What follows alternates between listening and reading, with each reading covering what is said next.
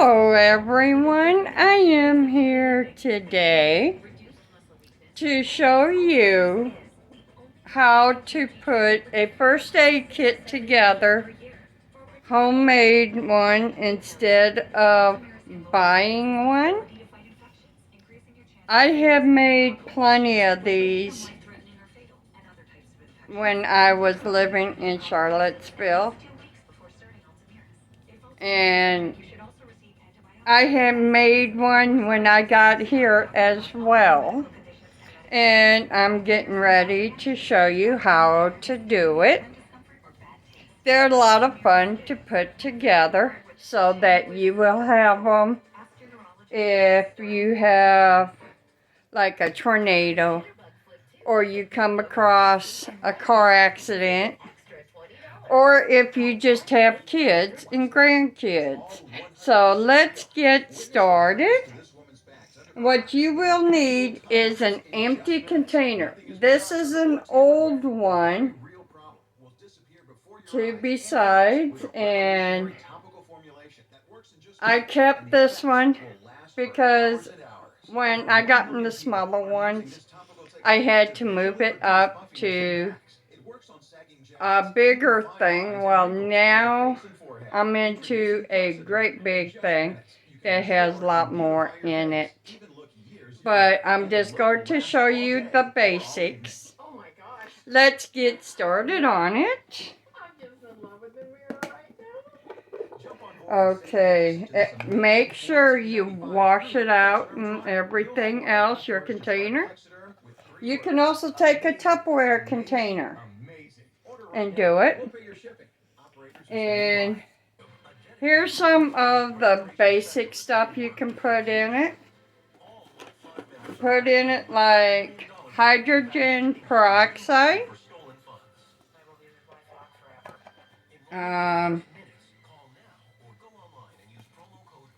What I do is I keep a bar of soap in there. Because so if you come across somebody who's hurt really bad, and after you get done helping them, you could take the bar of soap and a bottle of water and wash your hands. Ace bandage.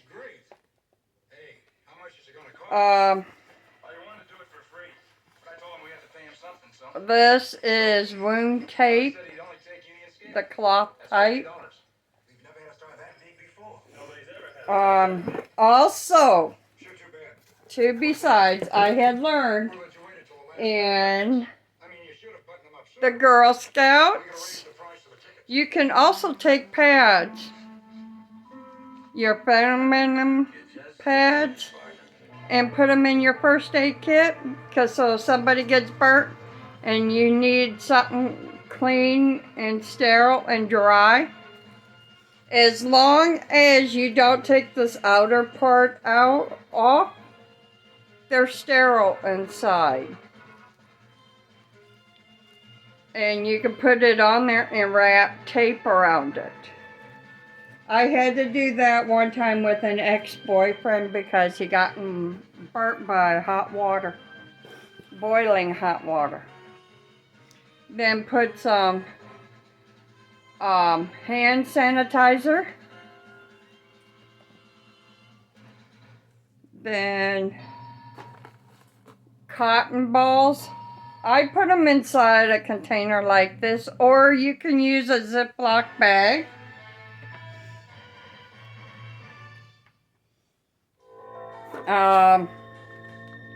Gauze, square gauze, small ones.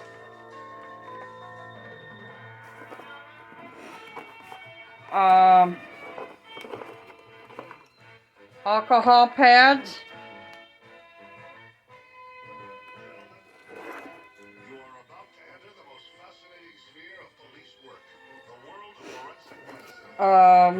Also this type of tape. Two besides. Have two different types of tape in there. The gauze and the regular paper tape. It helps quite a bit. Then get some betadine. No, bacitracin. Keep that in there. And some of the stuff, if you don't have it, you could also ask your doctor for a little help and tell them what you're doing, that you're making a first aid kit at home, Band-Aids. Use all different types. I just use what I have here.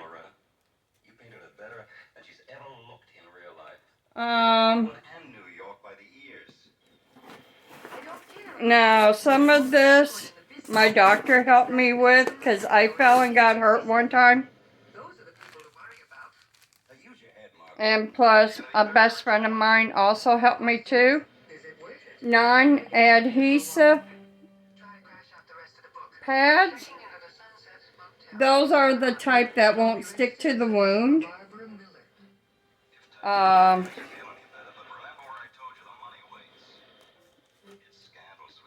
A sterile pad 4x4, 12 ply. Put a couple of them in there. You can also go up to your Dollar General and different places like that, and they have stuff like that you could use.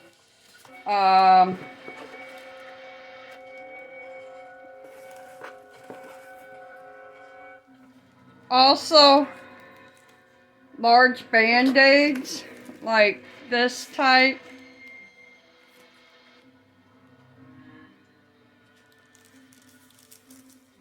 This is the same thing, but it's just a different type.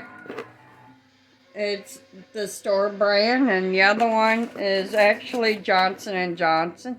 You can also get the large gauze and use them too. And that's a 4x4. You only get one in a pack. And they're a good thing to have. Also keep one of these in there, because it also helps to, besides if you really need it to measure out like cough syrup or something, at least you have one in your first aid kit.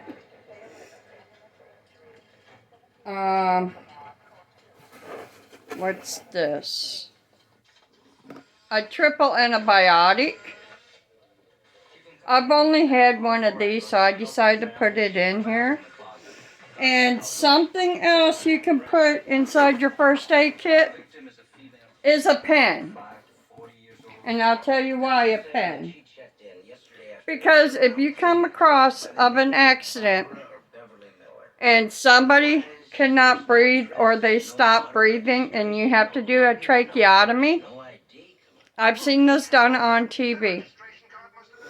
You could take a pen, take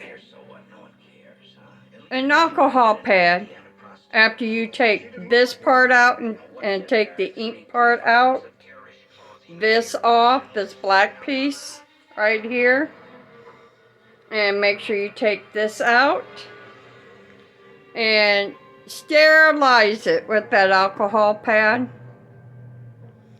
Or if you have a bottle of alcohol in there, you can pour it on it too and sterilize it. Then wave it around like this and it'll dry it off. And only you can touch this unless somebody else has gloves on. By rights, you also have to put a pair of gloves in there, which I'll go get some and put it in there afterwards. You make a little incision, I think, right here, I think it is.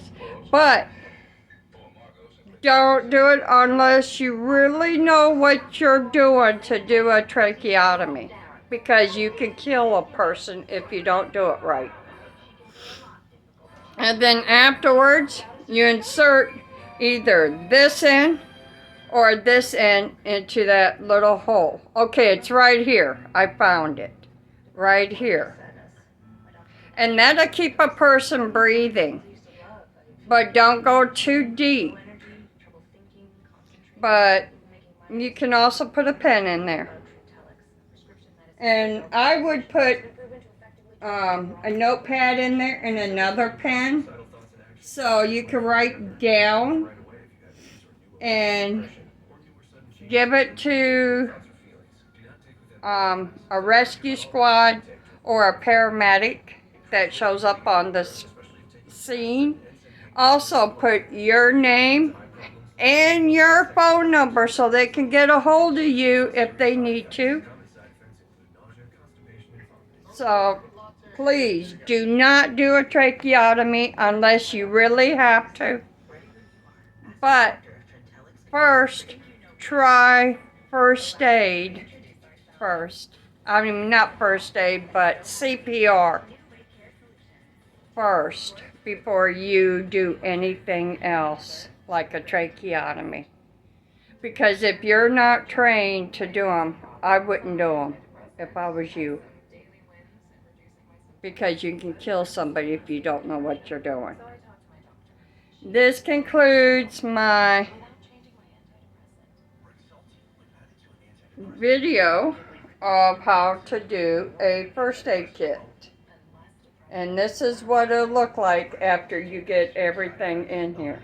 But first, put the big stuff at the bottom.